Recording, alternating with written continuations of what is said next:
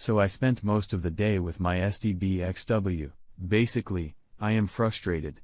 What was I thinking? She cried a lot, told me that she loved me and missed me, told me that you don't spend all the years we did together and not still love somebody. She told me how she missed my hugs, missed my lasagna, missed my jokes, missed our banter. She said she cannot talk to anyone like she can talk to me. However, she said she just wanted to remain friends. She wants a friendship. She wants a friendship with no expectations, and she still wants to be divorced from me. She said that she wants us to tell each other if we start dating other people. I said, isn't that an expectation? She paused and said, yeah. I guess it is. I told her that I had moved on. I told her it was not 100% yet, but it was not 0%. I told her I could see the day would come when I would no longer miss her. She said that she had no plans to date anyone, but that if doing so would hurt me and make me relieve the pain of her leaving me and everything, that maybe I should follow the advice I from someone who said to not meet with her. She confessed to things she did wrong in the marriage, which surprised me. She's never confessed to doing anything wrong before. Overall, I just feel that she's trying to have her cake and eat it too. She kept telling me how much you loved me, and I did not return it for a long time, but near the end, I did tell her I still loved her too. I think she almost confessed to having sex with someone, but she changed what she was saying and did not confess it. She said she wants to see me again and already set up a second day. I'm just feeling pretty used. We hugged and kissed, and she kept saying that we might have sex if we keep hanging out. When she left me months ago, she hated my guts. She was mean and cruel in everything she said. Today, I mentioned it to her, and she said she didn't remember that. She was very sweet and wonderful, and couldn't say enough good things about me today. I said before I believe it, she has BPD. I know this. I still stupidly have feelings for her. I am not upset at myself for seeing her today. I believe I can look at this. I put a positive spin on it. I can say to myself that who I suspected she was, she's still at. She's not somebody that is going to be able to provide me a monogamous, faithful and loyal relationship. At best, I might be her good friend, or I might be her fuck buddy, which is what she used to call me in our marriage. The girl is very confused, screwed up, and she even told me earlier in the week. I don't know what I want, and I realized that she could have been fucking some guy this whole time, and that's why she left to start with. And now that relationship has run its course, and she realizes what she had with me was solid and she misses it. I can't emphasize enough how much she cried, how warm and friendly she was, as she kept going on and on about what she misses about me. But at this point, I mostly don't care because she's hurt me pretty bad and I've healed a lot. Of course, the fact that I'm posting here sober, Bosley, tells you that I still am hurting, but for the rest of today and tomorrow, and the next day, I've got to take steps to continue to heal. Where to begin? Long but interesting read. My wife asked for a divorce on September 4, 2019. I was in total shock and disbelief. I noticed that she was being distant and not really wanting to talk or do much the month prior. I didn't really think much into it. We were working a bunch and just trying to pay off debts and keep the bills pay. I did little things to remind her I was still here and that I loved her.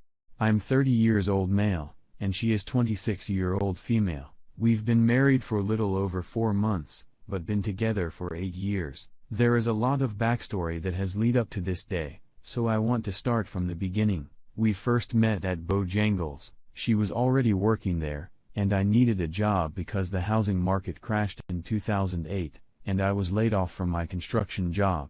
When I walked into the door, she told her manager that she was going to marry me one day. I ended up getting the job and she was all over me. Wanted to talk, touch my hand. She even took my phone and texted herself from it to get my number. She would tell me stories about how her home life wasn't really the greatest and how she suffered from anxiety and depression and was really alone in the world. She didn't have anyone to talk to or be friends with. These stories would always take place when I was washing dishes, and some of them were very horrifying. She told me she would be physically and mentally abused at home, like her dad would slam her face in the plate at dinner if she started crying or slam her hand indoors as punishment, or even go as far as saying he would shoot her and kill her if she didn't behave. Her mom, who was diabetic, would always say things like, "I'll make myself go into a diabetic coma and die, and then you'll be sorry." Her parents also told her nothing in the house was hers, and she didn't own anything, not even her own room. She told me that she had a lot of suicidal thoughts and even tried to go through with it one time before. Those are just a few examples of what she dealt with at home. Maybe that was a big red flag one from the beginning, but I took pity on her and felt that a red flag too after about 6 months of her wearing me down. I finally said yes, and we started dating. About 3 months, and we already hit bump in the road. She ended up having a severe case depression and anxiety, where she couldn't leave her house to do anything without having a panic attack or having anxiety attacks. She couldn't show up to work without leaving and was on the verge of being fired. During all of this, I thought about leaving, but I always had this thought in my head: what kind of person would I be if I just left when things got bad for her? Everyone always left her when she needed the most, so I decided to stick it out and take care of her the best I could. I ended up working her out and mine at work so she could keep her job. I went and seen her every day. I would bring things to help her feel better and fill her in on the work gossip. Each day, I tried to help her take that extra step to get out the house and try to getting back to normal. This went on for about 2 to 3 months. She's finally better, getting to where she can get out of the house and get to work and start living again. I was so proud of her for not letting this defeat her. And now she could move on. She always wanted to show me how grateful she was for me sticking around and helping her. So the next year and a half was amazing. We did everything a new couple could do: traveled, went on date nights, wrote nice letters, and just laughed a lot. So we now have been together for about 2 years. She wanted to get out of her parents' house because of all the bad feelings and memories that haunted her there. I was on the verge of moving out with my friends, but she said her brother had a basement apartment he was renting out for $400 per month. We both went and looked at it. We really liked it, and we moved in together. We both had excitement about moving out and getting our own place. I had a good bit of money saved up, so I bought $2,000 worth of furniture. We went to the store and picked it out, and I let her pick everything out. She hadn't really experienced the thrill of buying things for herself because of all the history at home. We got settled in and everything was good. I got promoted at work and had to start spending a lot more time at work than at home, but I always made time on our days off to make she knew she was wanted. We decided to split the bills at the new place. I made well enough to pay for all of it, but I wanted her to learn how to budget money and how to save, because she was always a spender and only thought short term. After about 2 months or so, she seemed so stressed out and out of whack. She would come home crying her eyes out almost every day, and wondered if we were meant to be together. She would tell me she didn't love me, and she wanted to move back home, and that she was uncertain about us. I always thought this was something from her anxiety about herself not being good enough, and always thought she was a piece of shit and just destroying herself mentally. I always gave her reassurance that she was meant to be happy, and she wasn't all those things that she said she was. She couldn't handle the stress of being alone at home while I was working. Come to find out that the only reason she wanted to move in with me was that she was jealous that I was moving in with my friends, and not her. We decided that it was time for us to move out. We didn't split up or anything. She wanted to move back home, and I went and moved in with my friend. She seemed to get back to normal and be herself again. I was feeling pretty good about where we were at. Then red flag 3 happened. One day, I don't really remember where I was or what I was doing. I came across a message that she had sent to one of her friend's cousin. She sent him a message saying that she was so fascinated by him. She didn't know how to express her feelings that she was having about him, and that she really wanted to get to know him better. She couldn't come up with the words to say what she wanted to say about him. Seeing this, I was instantly upset and mad. I confronted her about, and she said it's nothing, and I don't feel that way about him, and that I'm the only one for her, and she says she didn't mean anything by it. I told her to put the shoe on the other foot and see it from my POV. She understood and said she was sorry. I was pretty distant for a while, and lost some trust, but things slowing started to get back to normal. I forgave her and moved past it. We moved in together again. This time, it was at a place in the next town over. She got promoted at her job, and she was getting moved to another store. I still worked in the same town. With all the extra driving that we were doing, I said, let's go get us some new cars so we would be safer and not spend a lot of money on gas. The cars we had were beaters, they wouldn't have never held up long term. I told her that if she wanted to move to where she would be closer to her work and I would be farther away, I would be okay with that. The drive I had to make was a rough one in the winter.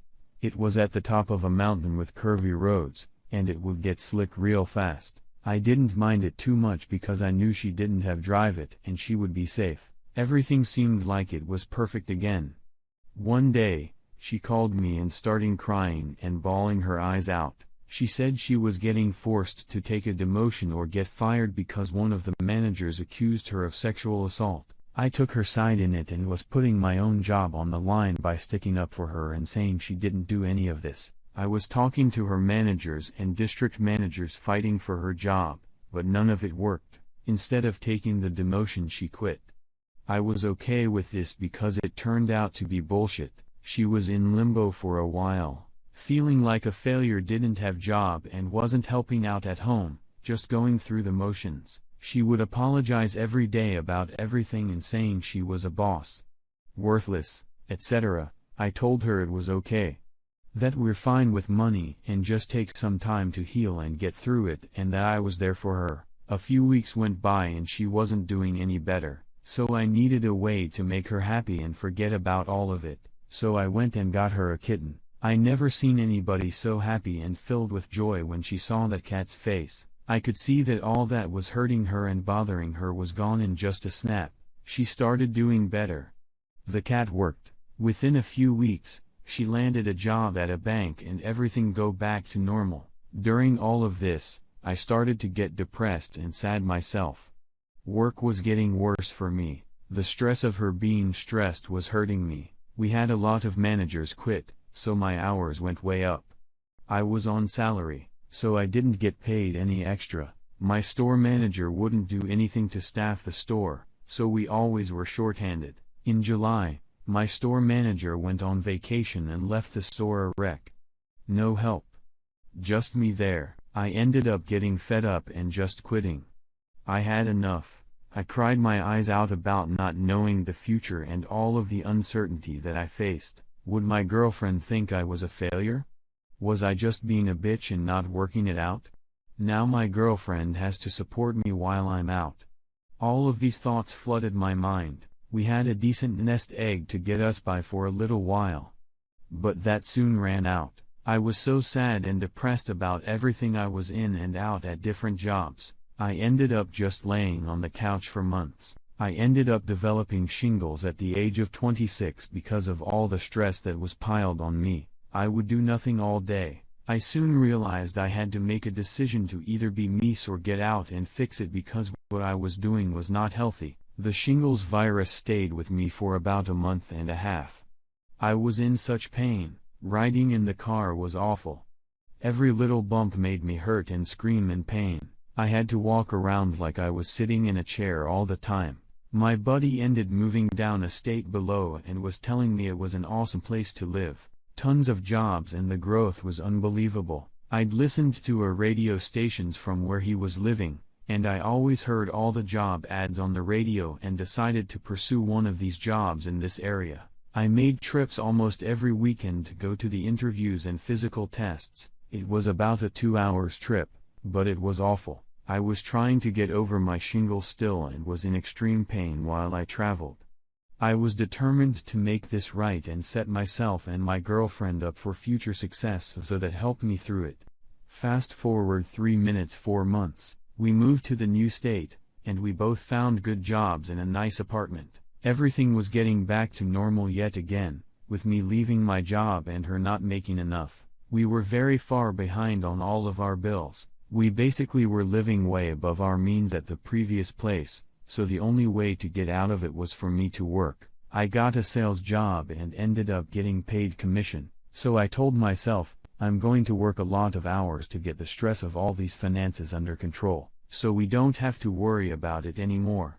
I tried to communicate everything I did, so she knew I wasn't ignoring her or leaving her behind. All was good for about half a year, then red flag 4 happened. She ended up getting a new phone. I was going to clean out the old phone to sell it on Facebook or eBay. Having some doubts from the past, I got curious and started going through some messages on her phone. I came across some messages that she and this guy were sending each other like, "Hey, I heard you're going to leave your man." My so said, "Y'all, I am. Here I am again in the same situation again." This time, it felt different and the pain was harder to swallow. My mind was wandering about all the conversations that had taken place prior to those text messages. How could she just be so calm and nonchalant about saying that? I called her instantly and confronted her. She told me she was on her way home, and it wasn't what it seems. She came home, and we started fighting about it. I'd ask her questions about how. Why? What have I done to make you want to do this? I work my ass off for us. I cook, I clean, and I give you the emotional support you need. I tell you you're beautiful, I bring you breakfast in bed. I tried to take all the burdens from you and put them on myself. She started crying and said she was dumb for doing it, and she was sorry, and begging me not to leave the whole spill. I ended up leaving for a half a day and I just drove around. She ended up telling me that she was lonely at home and that I was never there, that my job was more important than her. I told her that was never the case. I told you that I was working so much to help us out. Not to be away. By this point, if you've made it this far, you wondering why in the fuck are you still there? I sometimes wondered this myself. But I still saw the woman I loved reaching out for help and I wanted to help. Early on in our relationship, I made a promise to her that I wanted her to be truly happy and I was willing to do anything to achieve that goal. Eventually, I forgave her and went back again. From that point on we really worked on our relationship and everything was awesome. Yet again, we ended getting our finances together and was able to save up a good chunk of change. We wanted to go do something awesome, so we waited till our lease was up, put in notices at work, and took a trip around the whole USA. We drove everywhere from the East Coast and West Coast. It was an amazing trip.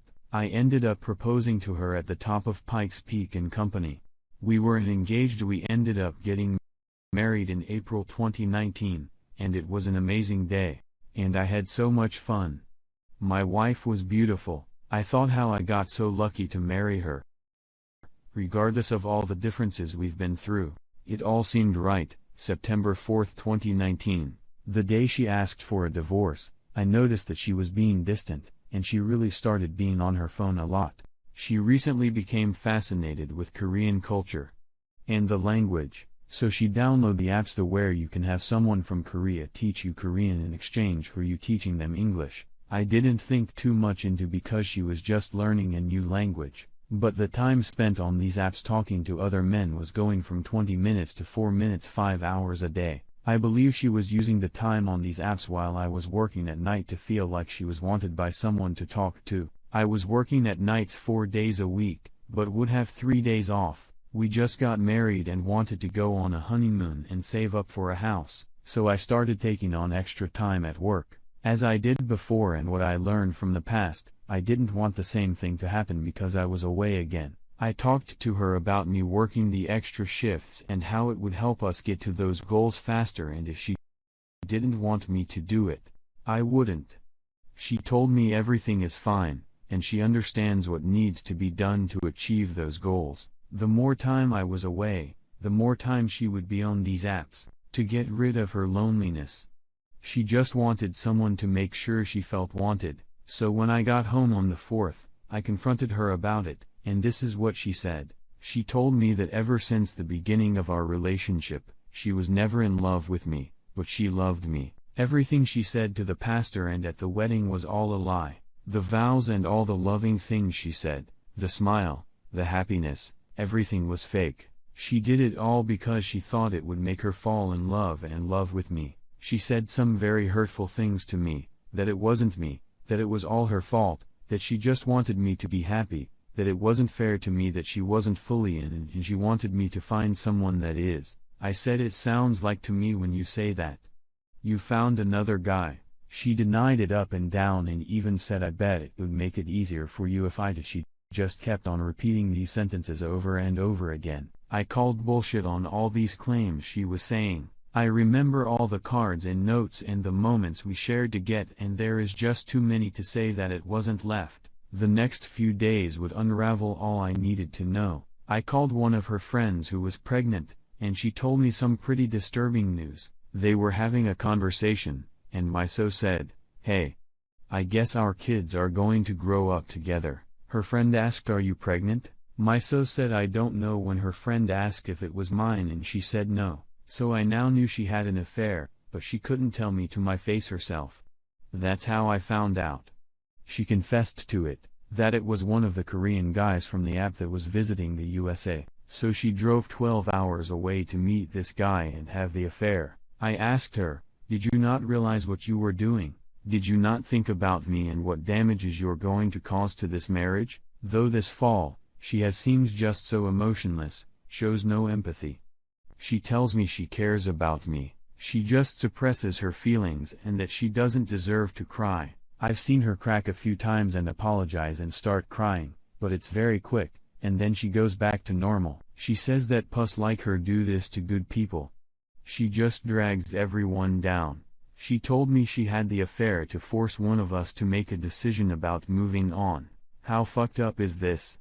How can someone say all of this is a span of a month to where everything is fine, then boom, it's not?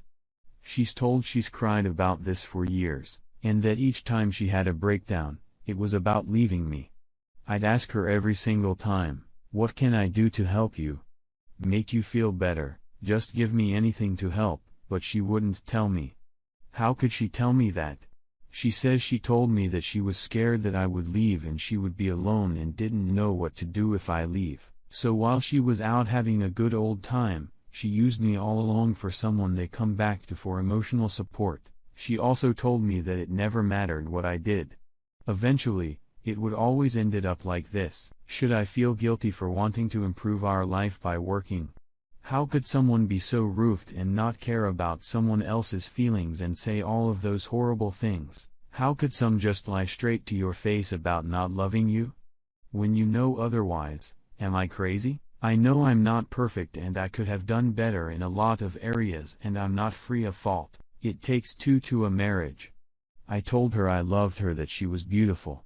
I cooked, cleaned, picked up after her, did laundry, would pick up piles of trash she would leave on the couch and beside the bed. I'd pick up bloody pads and diapers in the bathrooms, clean the cat litter all the time. Every time she wanted something from the kitchen or bedroom, I get it.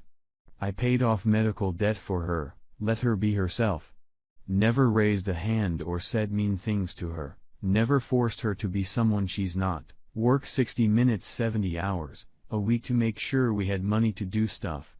It was never reciprocated, it was always 80/20, even sex felt like a chore to her. She would never start sex, I would basically have to beg for it. She would just sit there like a dead fish till it was over. I took on her burdens as my own to try and help her out and to be happy. She always had this unreasonable plateau for me to reach to be her perfect guy, and for everything I did, I always failed. I'm somewhat relieved that it's over. I don't have to worry about all the trash, medical debts, just pilling on her spending habits. All the added stress of trying to make her the center of attention all the time. Feeling guilty about doing things for myself and being told I'm addicted just because I like doing something rather than spending time with her. I lost myself in it all and sacrificed so much for her happiness. I just wish she could understand this and realize how much she wronged me and hurt me, but I don't believe she ever